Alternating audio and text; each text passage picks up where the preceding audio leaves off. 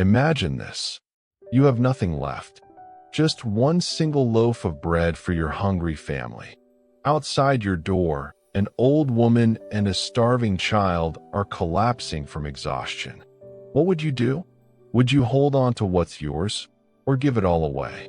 Stay with me, because this true feeling story from the foothills of India is about to show you how one quiet, painful choice can rewrite an entire life. You might feel seen. You might even feel healed.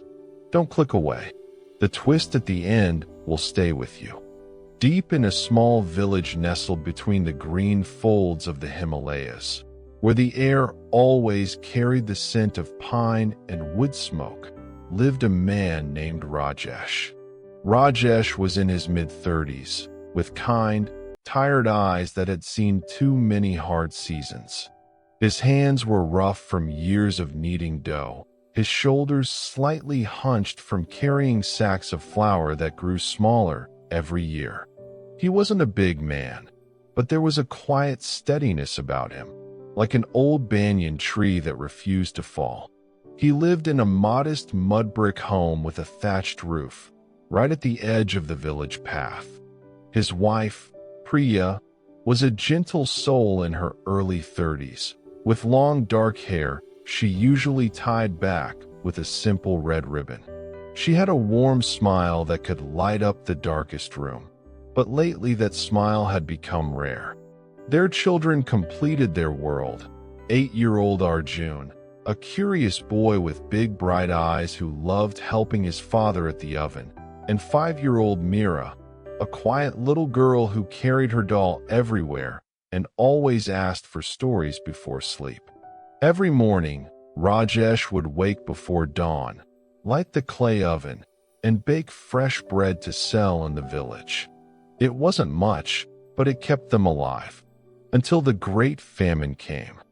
The rains had failed for 2 seasons. The fields turned brown. Rivers ran thin.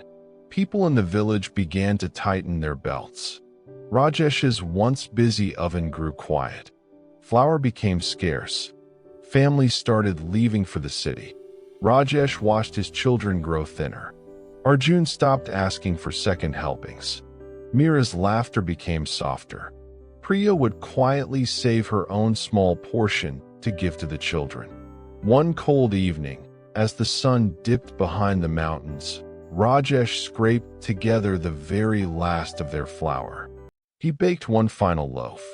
It was small, imperfect, but it smelled like hope. He wrapped it carefully. This was supposed to be their meal for the next day. As he stepped outside to cool the bread, he heard a weak voice. There, slumped against the old neem tree near his door, was an elderly woman everyone called Amma. She must have been in her 70s, frail, with silver hair and deeply wrinkled skin that told stories of a long life. Beside her, clinging to her arm, was a small orphan girl named Lila, maybe 6 years old, with matted hair and hollow cheeks, her tiny body shivering. They had walked for days from another village, looking for food. Amma's voice was barely a whisper. "Please, just a little water. My granddaughter. She hasn't eaten in 2 days." Rajesh stood frozen, the warm loaf in his hands. Inside Rajesh's chest, a storm raged. His mind screamed, "This is the last one. Your own children are hungry. Priya hasn't smiled in weeks. What kind of father are you?" He thought about all the times he had tried to provide. The nights he stayed up worrying. The mornings he pretended everything would be okay. A voice inside whispered that kindness was a luxury the poor could not afford. Yet something deeper stirred. He looked at little Lila's eyes, so much like Mira's. He saw Amma's trembling hands. Rajesh took a long, shaky breath and placed the entire warm loaf into Amma's hands. "Take it," he said softly, "and rest here tonight. The children can share the corner." Priya watched from the doorway. Tears filled her eyes, but she said nothing. That night, the family went to bed with empty stomachs. The children curled up close to their parents for warmth. Rajesh lay awake, listening to their breathing, wondering if he had just failed them. The night felt endless. Hunger gnawed at them like a living thing. Arjun whispered, "Papa, will we be okay?" Rajesh could only hold him tighter. In the darkness, doubt flooded in. Had he been foolish? Was kindness just another name for weakness? He thought about his own father, who had taught him that a man's duty is first to his family. Had he betrayed that? Yet somewhere in the quiet, a small voice reminded him of the stories his grandmother used to tell, about how giving without expectation was the only true freedom. He didn't know if he believed it anymore, but he had done it. There was no taking it back. Dawn broke with the sound of hooves and voices. A caravan of merchants had lost their way in the mountains and stumbled into the village. They were led by Vikram, a sturdy, experienced trader in his 40s with a sharp gaze but a fair heart.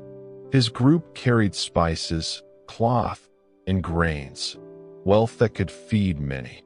They needed shelter for the night and a place to rest their animals. House after house turned them away. People were too afraid or too hungry to share. Then Vikram stopped in front of Rajesh's home. "Look," he told his men. "This house, it has the warmest light. Even in the cold, it feels different." They knocked. Rajesh opened the door, expecting nothing. Vikram's eyes widened when he saw the simple home and the kind face of the baker. Instead of just shelter, Vikram offered a trade. In exchange for a few nights' stay and some fresh bread when the oven could be lit again, the merchants would leave behind sacks of flour, rice, and dried fruits, enough to last the family many months. As the days passed, Vikram listened to Rajesh's quiet story. Moved, he decided to make Rajesh his local partner, helping him sell bread along the trade routes. The family's life slowly transformed. The children grew strong again. Priya's smile returned. And Rajesh, he finally understood something profound. What felt like a simple act of kindness was never simple. In Buddhist teachings, the Buddha spoke of karma not as punishment or reward, but as the natural law of cause and effect. In the Dhammapada, it is said, "Mind precedes all mental states. Mind is their chief. They are all mind-wrought." Rajesh's choice came from a place of compassion, karuna. He didn't give expecting anything. He gave because he saw suffering and could not turn away. Modern psychology echoes this. Acts of genuine altruism light up the same reward centers in the brain as receiving gifts. They create what researchers call helper's high and build what we now understand as resilience.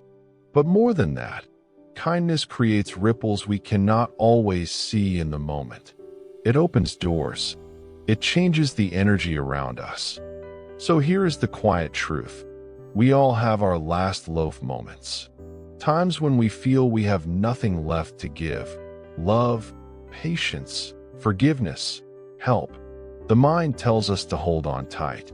But something deeper knows that holding on too tightly is what keeps us stuck. Rajesh thought he was losing everything that night. Instead, he opened the door to a new life.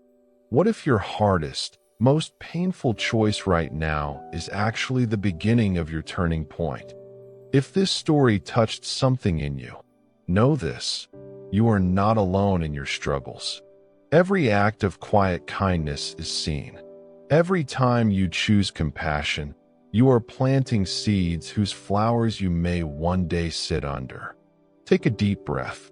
Be kinder to yourself today. And if you can, share your last loaf. Thank you for staying until the end.